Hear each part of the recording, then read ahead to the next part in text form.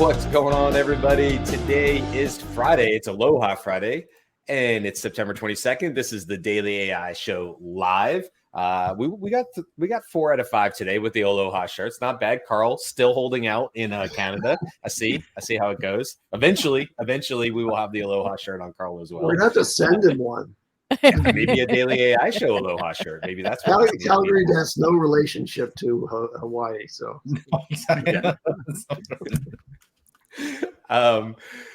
Today we are talking about not Hawaii, I suppose, maybe, sure, but no, what we're focusing on today is AI. I know, shocker, but it is an AI show.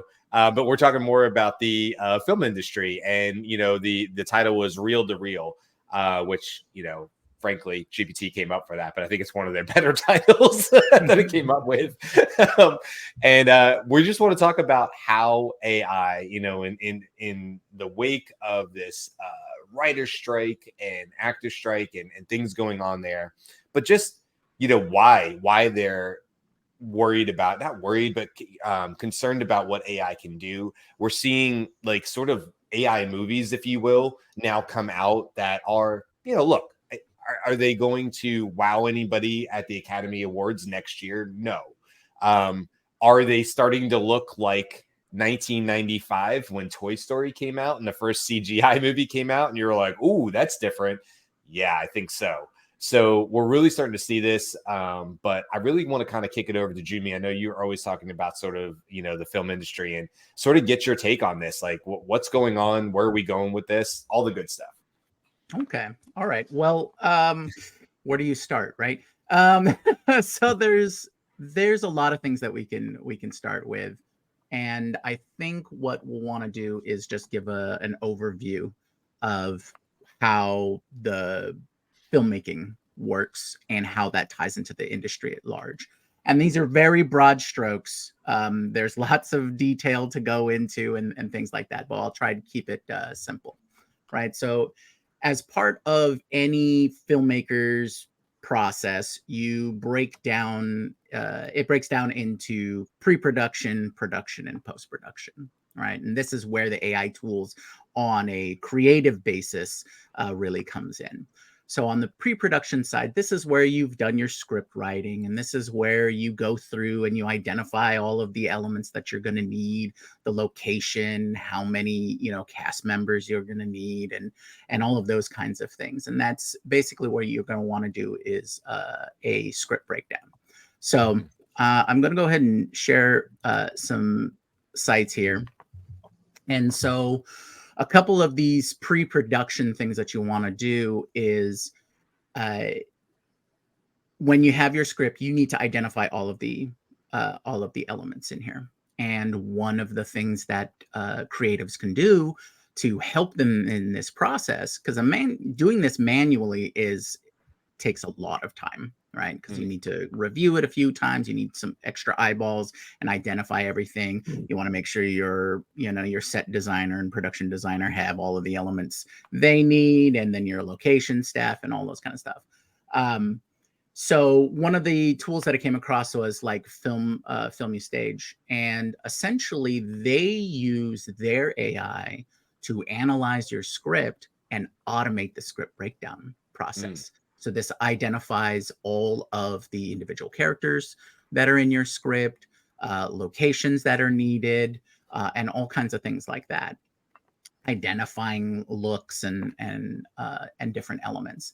Another one is Scriptbook, and what they do is they analyze the script itself for different elements. So this will help more with the writing if you need to do revisions and things like that.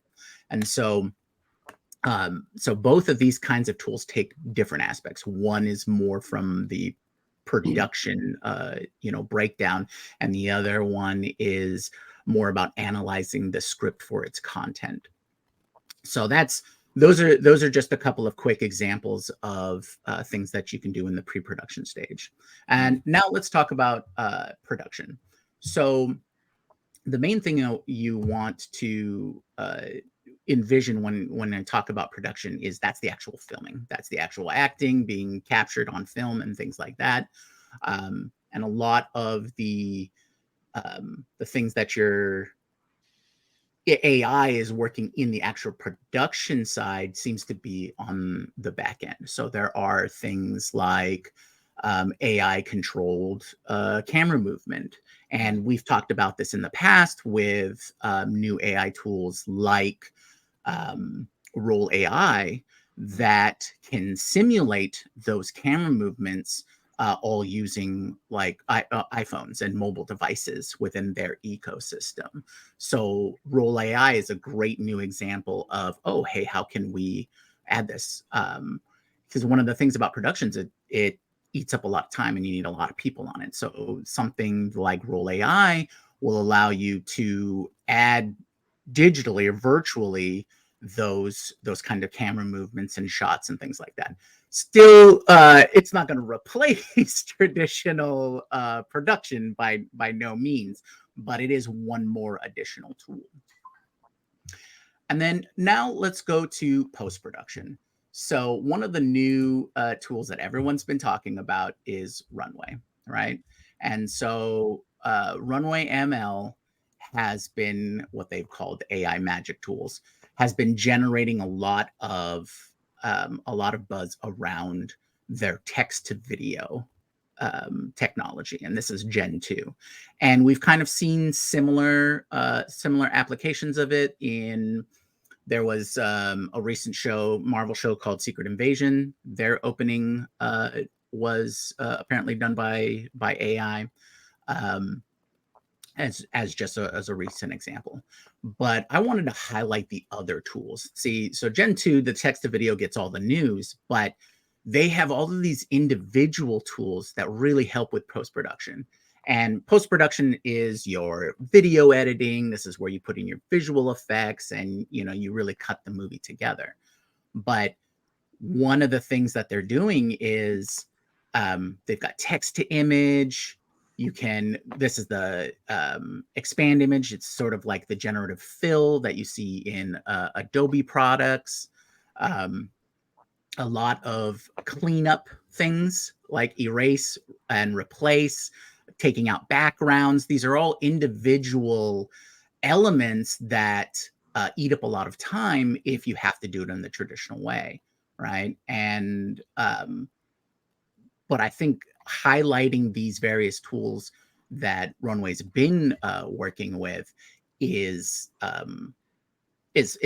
They offer a lot of time-saving tools, and I think that's the main thing that creatives will really get out of all of these AI tools and AI services is the ability to just cut down how much time they spend using the traditional methods or methods up until now. And that just allows for more of everything, right? So more creativity, more time that can be spent on other parts or sections that don't get as much love as it should be. So yeah, I would recommend checking out Runway just so that you can see all of these other individual tools beyond their text to video. Are there any questions at this point, or anything I can highlight? Well, I think a lot of what you're showing me, what it brings up is I have this really good friend, lifelong friend, named Dave Torres, who is an animator today, as well as his wife at Pixar, who we're all familiar with. But he got out of college a year before. He was a year older than me. So anyway, he went to the Ringling School of Art and Design, close to where I live, down in Sarasota, Florida. And he would have been there 95 to 99, right? That was his years. And like I was just saying at the top of the show, that was right when like Pixar was coming out. Now, if Dave had been, let's say 4 years earlier, he would have been trained in traditional animation, a la The Little Mermaid, Aladdin, whatever, right? Drawing, Dave's an amazing artist. He was in school right at that pivotal point.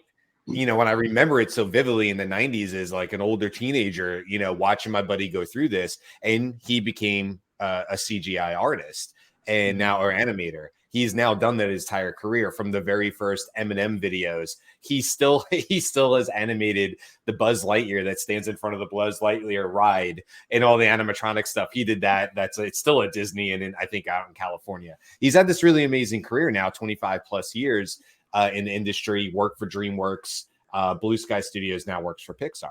Anyway, I bring him up to say this because Jimmy, what gets so exciting about what you're just talking about is I think about these college students today.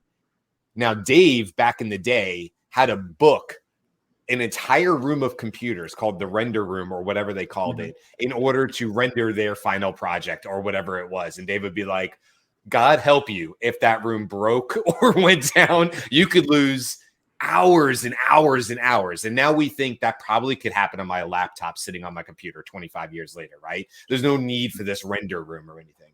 So even Dave was going through this metamorphosis, this change in the 90s. What does this mean today for the Dave Torreses that are in college at Ringling School of Art and Design, now having these AI tools that have just proliferated in the last 24, 48 months? Like, how is it changing how they go about doing it? Does it just democratize it? Does it now mean that all these people with these great ideas can now create full-fledged movies, if that's what they're wanting to do, or shorts, and they do not have to rely on these higher-end technical coding and all that? I don't know. I'm just curious, like, what does the future of this look like for this kid, with this boy or girl who's like, now I have all the keys and the tools I need, you know? Well, I think... Oh, go ahead, Greg. I think just like any field, you'll have the people who it raises from those who don't know to become average, and those who are average to become good, and those who are great to become even better. So even though you have these tools that enable somebody, they're never going to be the storyteller that Quentin Tarantino or Martin Scorsese are. Like that. It doesn't matter what, like, even if you, and it was interesting that Robert not here, because I have a feeling I know where he would go with this, but I would take a Quentin Tarantino, combine him. I think we had even a conversation on this. If he enhanced his movies with AI, whether it's storytelling with all these tools, you're going to get a 10 times better story or movie, maybe, than somebody who, like an indie filmmaker who just happens to have all these tools at the same time. There's still a skill set. I can imagine from a filmmaker's perspective. Like, can I give you a simple example of that? And it's related to the animator perspective. And I was wondering if I could present my screen here for a second. Yeah, just pop this up. Okay, so this is Wonder Studio, right? Where essentially you can drag and drop like animated characters into a motion and just have it play. So, for example, this is my daughter did a quick dance, and then I just dragged and dropped the robot and had the robot do whatever.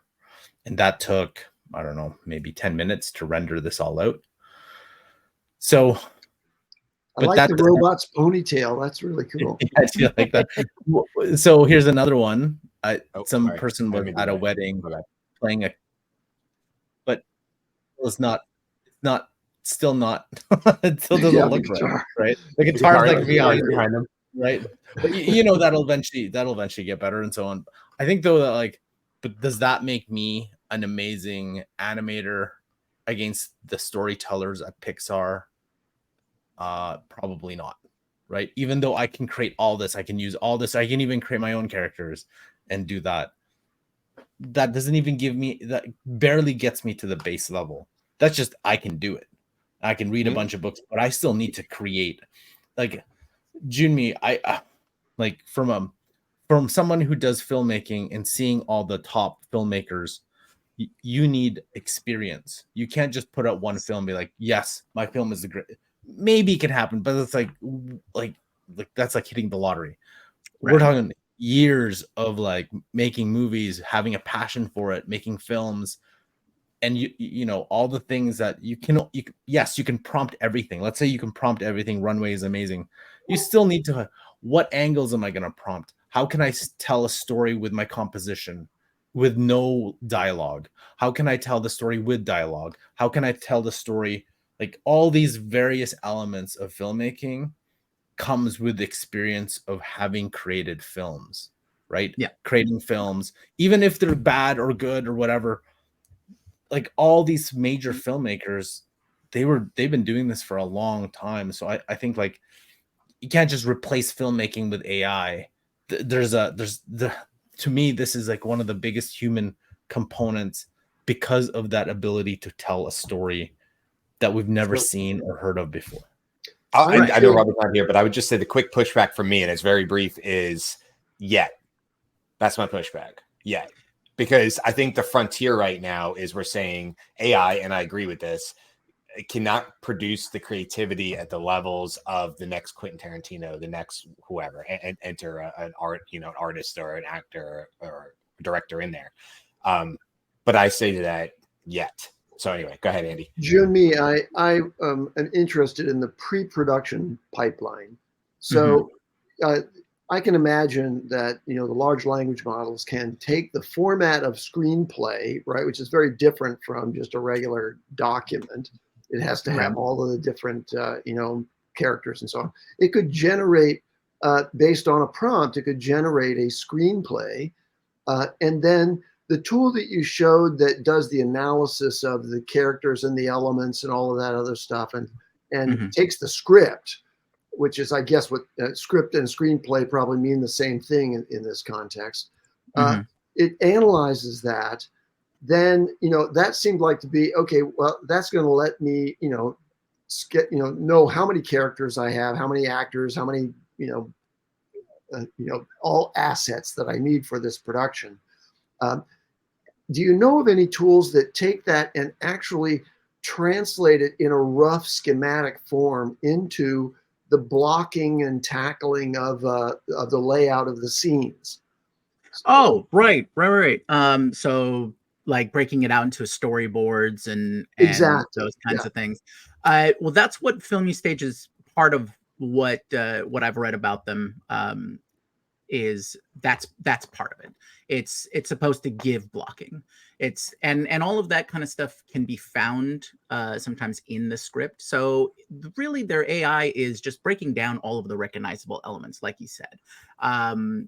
We've seen AI like recognize receipts. You're just looking for those key components and those elements, because there is a formalized or semi-formalized method in which scripts are written. It can identify all of those elements. It's like, this is an interior shot, this is an exterior shot, time of day, location, characters, their names, what are they wearing, and that all comes from the descriptive text.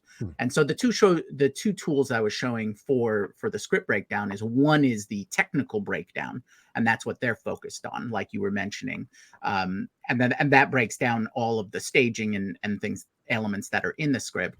And then the other one was more focused on the content itself. As you can see, there was, it's like, oh, is this what genre is this, or what collection of genres there are, and things like that. So those tools exist. That's the long answer to your question. But as yet, you haven't seen anything that takes all of that pre-production process and then says, okay, here, I'm going to present to you, a film which is made up of very rough representations, not the actual, character actors, but rather here's a rough representation of, okay, here's person one or whatever the name is, and they're walking this way, and it's actually showing you that in a film. Actually, there are storyboarding tools, and move, not just a little, graphic novel kind of you want the Harry Potter version of the storyboard, so that you actually there's one that's made for mobile devices. Hold on. Give me 1 second, I'll pull this up. Okay, cool. Let's see here, where is it? I wasn't ready. No. All I can think of Beth is now looking at a Harry Potter storyboard version of everything, like the live videos that are on the phone. Everything is Right. moving just enough. Yeah. And the I love it. person walks from this scene to the next, right? 'Cause Oh they my can go God, yeah, into that'd each be other's. awesome. That's awesome. Okay. Let me see. Here we are. Okay. So I don't know how easy this is to see, but We can make it a little better. so Maybe. Plotagon is essentially what you're talking about. Is you can break out your script, put it into this app, and it will generate some basic animations based on your scripting cues. So, That's awesome. so And yeah. cool. So there. And then can you edit? Say, okay, no, I want the camera to be behind the woman in this scene. Yes, I don't know to what extent you have to go in there and muck around. I have not used these in particular, so Right. I'll disclaimer there. But this is just an example of there is a tool for each stage of filmmaking. Cool. Right? So eventually we'll get to the point where even a non-proficient person in the world of filmmaking can create a personalized movie.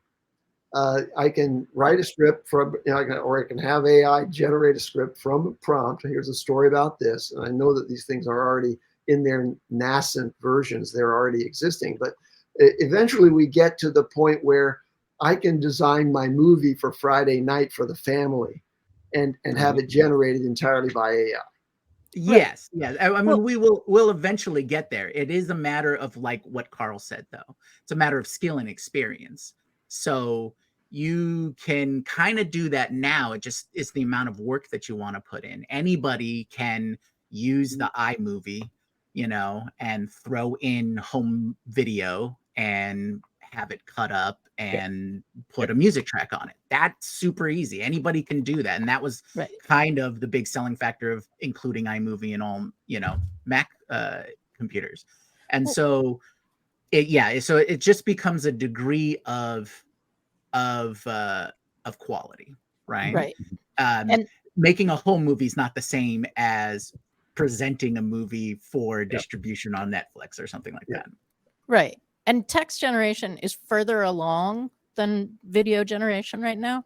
You could literally sit down and create the novel based on a prompt that you wanted your family to read on Friday night. That doesn't make it a good novel, right? The fact that it could be the extent of the whole Friday to read it. But what Carl said was it takes years and years to learn the skills. And I think that's the piece that is different. Because I don't think it will take years and years because the time in building it will be smaller. And the thing, like in the improv community, I have a bunch of friends who participate in the 24-hour film festival. That's where I'd look to see where the things are shifting and what is possible. What is in that, a small 24-hour film festival? You get assigned a genre. You sign up with a team, you get assigned a genre, you have 24 hours to make your film and submit it. And then people watch them. If you love filmmaking, it's really fun experience. Tiring. Oh yeah, you're pretty much up for all 24 hours, but it's super fun. But that's been a kind of benchmark of what's possible in 24 hours. And that's going to shift. What is possible to be able to do in 24 hours with AI assisted? I don't know if the film festival is going to allow that, but like that's for me what I would be watching to see what's changeable, what can happen.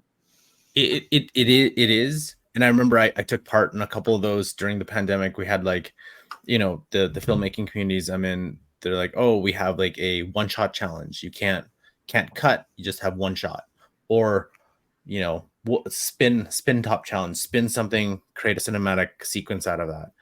And I guess you could with the tools now, you can't. There's just no way you can do some of the thing the basic wide, medium, extreme angles that a filmmaker would have in the repertoire to understand. I'll give you an example. In Midjourney, when I start seeing people who actually put in lens, ISO, all those elements of photography and filmmaking, you have to learn those, and then not just learn those, learn to apply them in a way to tell that story. And I think I don't know, just I guess where I came from is for how I learned all this is like story trumps everything. Story will, if any kind of film, it doesn't matter if you have the best gear, the best tools, if you can't tell a story correctly, coherently, and something that engages the audience, it won't matter. So the question is, can an AI tell a better story than a human? And I don't Some know. humans. Maybe not the best Right. humans, but a lot of humans. I just feel like if we got all AI tools today, like the top of the line tools, but then each of us make our own film, like, and then we go up against a filmmaker who has the exact same skills, who has exact same tools, I think we'll see the gap in that filmmaking talent. Like, do you ever see when you see your movies? I have always heard this too, especially from a new filmmaker. It's like, how come your videos look better than mine, even though I have all this gear? And I'm like, it's really not the gear. It's just like you can start all the different things, the lighting, the audio, right? All the things that you can't point out, it's there. So it'd be curious to see how AI does that, like takes that, which is, I don't know how right now it could do that. And this is well timed. This like just literally like it just showed up in my house, right? The iPhone, literally, like I was stepped away for 2 seconds because you have to sign for it, and I was like, I'm not missing this. You gotta go get that. Mine's delivered to the wrong address. My point to it, Carl, is like what you were just saying, which is like, I mean, me and my friend Angela Murray, who's a phenomenal photographer, could both get this iPhone in our hands, and there's no doubt about it. She's going to take better pictures than me over and over and over again. Now, could I be enhanced with some AI that's saying, we see you're in a field and the lighting is behind you and you need to move 2 feet to the left in order to do that. And also, by the way, we'll just fix this in post, so don't even really worry about it. Like, we'll get all your apertures and all that stuff kind of figured out for you. And now all this expertise my friend Angela has is now being embedded with AI. And so I agree with you. At the end of the day, it probably does come down to storytelling. Going back to the Pixar example, that's what has separated them. It's not their ability to create animations. It was their ability early on, and I don't think they have this mode anymore. It was their ability early on to create amazing stories. John Lasseter and the people who started that, that's what they did. They made amazing stories that happened to be also animated. So I agree with you on that like it still comes down to how are you going to communicate the story? How good is that story? And then all the other tools kind of go along with it. I just think like what we're looking at though is, and I heard Tom Hanks say this, hey, look, in a short period of time, you and me are going to me and Tom Hanks are going to be able to be in the same film. And to your point, Andy, coming home on a Friday night and just saying, let's see what this looks like. And I can input Tom Hanks and Marilyn Monroe and myself and have a 30-second clip or all that of all of us engaging. And like, that's coming. We know that's coming. And so I know we haven't really touched on it because we're kind of at the end, but just curious, it's sort of as we're wrapping up, maybe even the TLDR, like, how is this going to impact all these tools, Jimmy, that you've talked about, and which are amazing to me. And I think about the young creators and all these amazing tools, but how is this going to impact jobs, for these people? Or do they need to be worried? I mean, is this something that is going to just wholesale replace jobs? Because if I don't need somebody to do transcription and dubbing, a la Hey Jen, right? And I don't need actors anymore, and maybe I don't really need, lighting people anymore because I have an AI that'll teach me how to do that. And I don't need somebody to help me clean up my script anymore because I can get AI to help me with that. What are we looking at? The proliferation of more people and the democratization of ideas? Or are we looking at lots of people losing jobs because AI can replace them? Yes, not or. Yes, you not all of that you said. As a smart actor, though, you'd be like, wait a minute, I'm going to take full advantage of this. I'm going to license myself. Like, 100 times over. I'll be like, yeah, use me. I'm sure that's happening. Right? It's like as Bruce Willis, the older actor, be like, yeah, I want to be seen as Tom Cruise, even though we're like the same age. I don't know, like, but like that's what I mean. It's like you can have young Tom Cruise for like 30, 40, 50 years until people get tired of Mission Impossible 34. That's what it is. Right. But then the person who would the young Tom Cruise-ish actor doesn't get that opportunity, right? Like there are consequences of that. Sure, 100%. Yeah, that's a good point, Pat. I have a tangential point, which is we've been talking about entertainment media, really, right? These are dramatic and comedic kind of filmmaking things. What about documentaries? There's an enormous amount of video being captured out there in the world. What about a really powerful AI that can create on demand a documentary about an event that's happened just hours ago and present it? You tell it how long a documentary you want. It kind of transforms news filmmaking and or just knowledge transfer about distant things that are happening but are being captured by video. If you've permitted that, like your new iPhone 15, if you happen to take some video of something and you have a sort of release this publicly, AI can receive that and incorporate that into something that somebody else is looking at in a documentary format somewhere else in the world. I think that's an amazing idea. Like somebody pitches a perfect game yesterday and there's a 30 on 30 tomorrow. Yeah. Slippery slope because it's not distinguishable from AI not taking someone else's footage but making it look like it did, right? Although documentaries though are like there's a lot of it's grounded in real person interviews. Like that's going to be a tough one to get. It's like because even though there's a lot of footage and a lot of but a lot of that footage is backdropped with an interview of somebody telling that story, whether it's about them, about a situation, about that. So that would be curious to see how they're gonna.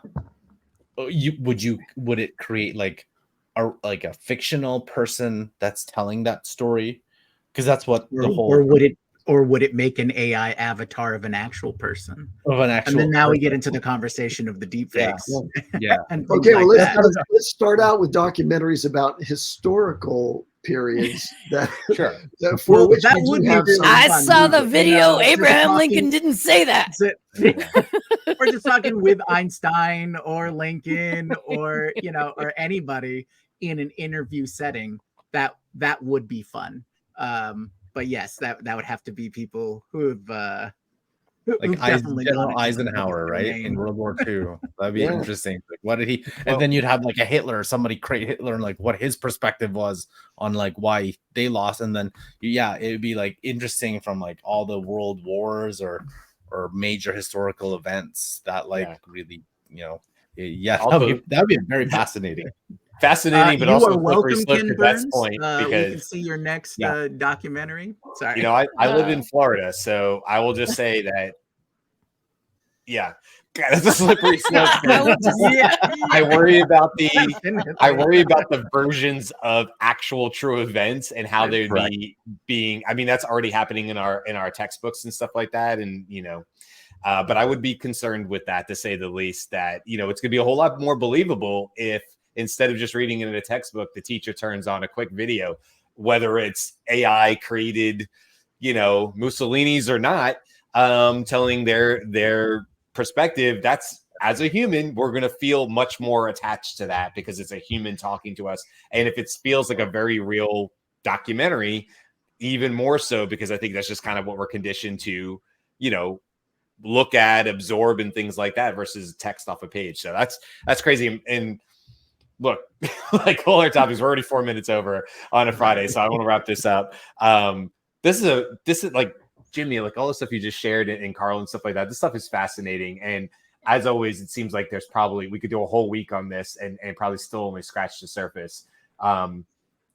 What I got out of this, not even the TLDR, but what I got out of this is that if you're a creator, there are now more tools than ever to help you do amazing creative things. What I get from Carl was, careful, it takes a long time to cultivate and maybe become the storyteller to the level that you would need to create amazing stories. So maybe AI can't fix that. It's still, at the end of the day, you may have a really beautiful AI created boring story, right? And so we've seen that many times. We've seen $400 million movies and such that are super awful, that have awful stories but look amazingly visually awesome. And then Andy, what you were saying as well, and well, that too. Yeah, a lot to think about. Any final thoughts on this? Because you guys got my head like all over the place on this now. This is a good discussion for sure. And Andy, you're muted, so I'm not sure what you were saying before. I was just saying I can create a boring story. I've been told that. But I just want to say in closing, thank you, Junmi, for being an expert in this area. And we've only scratched the surface, even after spending many weeks with you, about what it is that with the tools and the world of Hollywood and filmmaking. We need more of this. More. I say more, Junmi. More. Come back and do more of this. Well, maybe we can ask our viewers, let us know what you want us to deep dive into. We'll do what we want, but let us know what you want so we can cover all of those topics. Absolutely. Yeah, I love it. All right, guys. Well, here comes the music. And with that, that's the end of Aloha Friday. Hope everybody has a great week. I think most of us will be back next week. I know I'm out 2 days, but we'll have crew in here every single day talking about AI and all the amazing things going on in the world of AI. So until then, we will see you next week. Bye, guys. Happy Friday.